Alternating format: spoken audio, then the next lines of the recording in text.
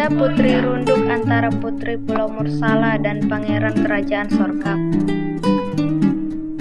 Raja Linggom, seorang raja di Kerajaan Pulau Mursala, belum memiliki keturunan meski sudah seperempat abad usia pernikahannya. Datanglah seorang pelarian dari Abyssinia bernama Adolfo yang berjanji hendak menolong sang raja untuk memecahkan berbagai persoalan. Ada aku sendiri ditemukan oleh Datuk Langit yang kesayangannya raja. Ya, saat Adolfo terombang-ambing di lautan karena melarikan diri dari hukum pancung karena ia telah melakukan kesalahan pada raja-raja Zigon dari kerajaan Abyssinia. Dari Adolfo diketahui alasan Raja Linggom belum mendapatkan keturunan karena ada sihir hitam yang menghalangi kehamilan sang permaisuri. Ya, terdapat boneka mini yang harus secara segera ditemukan. Tidak berselang lama benda itu ditemukan nelayan sepasang suami istri. Nah teman, sebagai imbalannya mereka tinggal istana. Istri dari nelayan sedang hamil. Ketika anaknya lahir nanti akan dijadikan sebagai saudara oleh anak raja. Tidak lama kemudian sang permaisuri pun hamil lalu melahirkan seorang anak perempuan.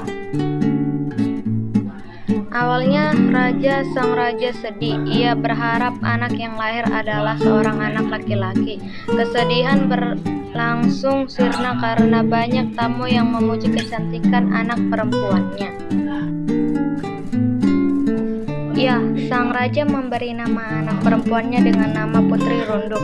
Makna nama Putri Runduk menurut sang raja sendiri adalah sang putri diharapkan menjadi seorang yang memiliki wawasan luas namun rendah hati. Layaknya seperti jadi semakin berisi semakin merunduk.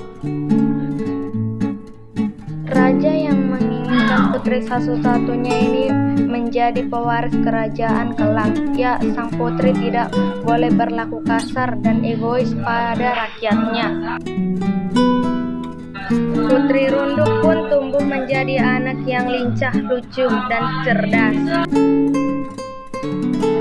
Setelah Putri Runduk remaja, kemudian berlari yang tidak diragukan lagi teman dengan Paras yang merupakan ia menjadi sosok yang mengagumkan. Putri Runduk memiliki saudara atau dayang atau anak dari nelayan yang menemukan boneka sihir itu. Dayang itu bernama si Kambang. Pada suatu hari, teman sang Kambang mengajak si Kambang pergi ke Suaka untuk melihat pasar raya. Namun si Kambang menolak. Menurutnya, sang putri sebaiknya meminta izin dahulu kepada Raja Linggom dan sang permaisuri. Putri Runduk pun menyampaikan niatnya. Saat menemui kedua orang tuanya, tentu saja Raja Linggom tidak mengizinkan. Sikap Putri Runduk yang serba ingin tahu membuat ia mengabaikan perkataan ayahnya. Ia tetap pergi bersama si Kambang dengan teknik penyamaran. Ia menyamar menjadi laki-laki, begitupun juga si Kambang. Perahu yang mereka gunakan menuju Sorkam adalah perahu buatan ayah si Kambang, sesuai permintaan sang putri sendiri. Setibanya di daratan Sorkam, mereka melihat ada pertandingan di arena laga. Putri Runduk memakai nama samaran Jogi dan si Kambang dengan nama panggilan Sihol. Mereka berhasil mengelabui dan Putri Runduk berhasil mendaftar menjadi peserta. Si Kambang khawatir bukan main. 3 kali laga telah terlewati, Putri berhasil memenangkan pertandingan. Nah teman, sang putri sedang menanti lawan berikutnya. Ia beradu pandang dengan seorang pemuda. Pemuda tersebut bernama Datuk Hitam, Pangeran Sorga. Pangeran Sorga naik arena dan memperkenalkan diri kepada sang putri. Sang putri membalas perkenalan tersebut dengan menyebut namanya juga. Namun sang putri lupa dengan penyamarannya. Karena terlena dengan sang pangeran, ia mengeluarkan suara aslinya. yang lemah lembut, sang putri gugup. Ia menyadari kekeliruannya, lalu ia mengulang penyebut namanya kembali dengan suara yang sangat diberat-beratkan seperti suara laki-laki. Singkat cerita teman, Pangeran Sorkam terlihat melambaikan badan bertanda tidak ingin meneruskan pertandingan. Namun perbatalan dicegah sang putri. Pangeran Sorkam menyatakan dirinya tidak ingin berlaga dengan seorang perempuan. Terkejutlah para penonton, mereka semua takjub melihat kepayuan laga sang putri. Sang putri pun mengolok-olok Pangeran Sorkam meminta bukti.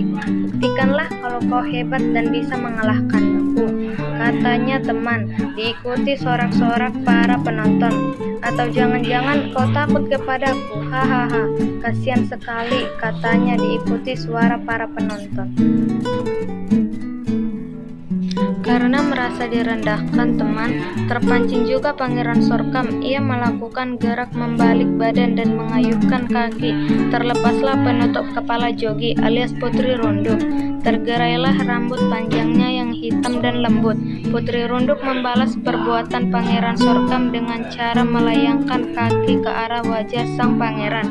Namun sang pangeran refleks tetap bisa menghindar. Sang putri kehilangan keseimbangan.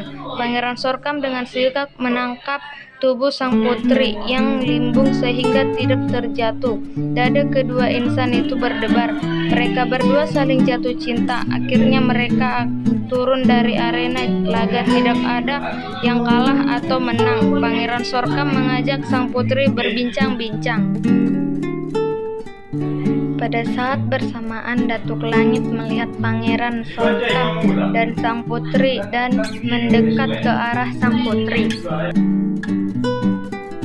Datuk Langit diutus Raja Linggom yang khawatir sang putri lari dari sana. Tidak terduga Pangeran Sorkam mengenal Datuk Langit sebab sering berkirim surat. Ayah sang pangeran merupakan sahabat Raja Linggom. Ia pun mengajak sang putri ke istana di kerajaan Mursalah. Raja Linggom yang telah mengetahui keberadaan putrinya pun menyusul ke Sorkam. Nah teman, kejadian di daerah Lagan dilihat Pangeran Abisina yang berada di sekitar arena dan merasa jatuh cinta dengan Putri Runduk. Ia Pangeran Abisina selama ini telah menunggu lama jodohnya. Ia merasa ketertarikannya di luar biasa dengan sang putri. Pangeran Abisina menemui sang putri yang sedang berbincang-bincang dengan Pangeran Sorkam dan meraih tangan sang putri untuk berkenalan dengannya. Dia mengajak sang putri untuk ikut bersamanya. Pangeran Sorkam tampak kesal. Ia pun menarik tangan sang putri untuk menjauh. Sang putri menuruti saja dan Pangeran Abisina yang bernama Demesi marah besar. Singkat cerita teman, kisah pun berlanjut pada Pangeran Sorkam yang melamar Putri Runduk yang tidak ada hambatan yang menghalangi sebab ayah mereka berdua sahabat. Segera diadakan pesta pernikahan. Namun Pangeran Abisina yang jatuh cinta kepada sang putri ini, enam Raja Linggom memerintah kepada siapa saja untuk mengabarkan surat tersebut. Sebab itu ia akan menikahkan sang putri dengan Datuk Hitam Pangeran Sorkam. Adolfo merupakan pelarian dari Abisina. Sangat mengetahui ada di negerinya. Penolakan itu adalah sebuah penghinaan dari Pangeran Abisina. Dibalas Adolfo dan surat balasan itu pun ia menawarkan kerjasama karena ia rupanya sangat merindukan kampung halamannya. Ia menyatakan ingin pulang ke Abisina. Tanpa diduga, kerajaan Abisina melalui perintah Pangeran Demesi melakukan penyerangan terhadap Raja Mursalah. Mengetahui adanya pengkhianatan yang dilakukan Adolfo, Tanpa basa-basi, sang putri langsung menusukkan pedang ke dada Adufo. Sang putri pun turun dalam pertempuran mempertahankan kerajaan Morsala. Dalam pertempuran, sang permaisuri itu pun terbunuh dan sang raja yang tertinggal adalah Putri Runduk, si Kambang, dan Pangeran. Datuk Langit mengabarkan Pangeran Sorkam untuk membantu kerajaan Morsala dengan kekuatannya. Pangeran Sorkam menarik Pulau Morsala hingga mendekat daerah Sorkam. Tanah di Pulau Morsala pun bergetar hebat dengan bergerak. Di saat tergesa, Putri Runduk diajak Pangeran Demesi ikut ke Abesina. Jika ingin selamat, Putri Runduk terjebak. Ia tidak bisa berbuat apa-apa. Si Kambang hanya bisa menangis melihat dari jauh. Pedang Demesi telah menari-nari di depannya. Saat itulah Datuk Langit datang dan mencakar Pangeran Demesi. Pangeran Demesi kesakitan. Si Kambang mendekat mengajak Putri Runduk lari, namun ditolak. Baginya lebih baik mati, tiada lagi yang ingin dipertahankan. Si Kambang berusaha keras meyakinkan sang putri bahwa ada dirinya sebagai saudara dan mereka akan bersama-sama membangun kembali kerajaan Morsala. Akhirnya bujukan si Kambang berhasil. Mereka pun pergi menjauh teman. Sementara itu Datuk Langit terus menyerang Pangeran Demesi. Nah teman, pergerakan tanah yang terjadi membuat pergeseran tempat-tempat di Pulau Morsala. Jalan yang biasa dilewati si Kambang dan putri pun yang berjalan, mereka tiba di ujung tebing. Mereka pun beristirahat dan memakan nasi yang telah dibungkus si Kambang untuk sang putri. Si Kambang pun menunjukkan beberapa barang kesayangan sang putri yang sempat diambilnya. Sang putri menangis kencang. Ia menyadari pergerakan tanah yang terjadi adalah ulah Pangeran Sorkam.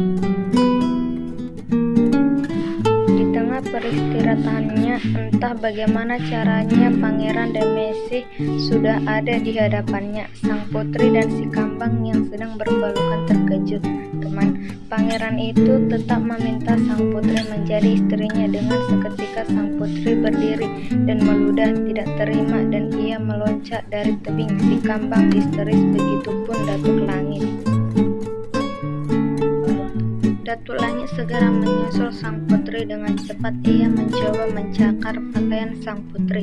Putri mencoba mengangkat dia ke atas langit. Tubuhnya sang putri sempat melayang-layang di udara dan tercebur ke laut dan membentuk sebuah pulau.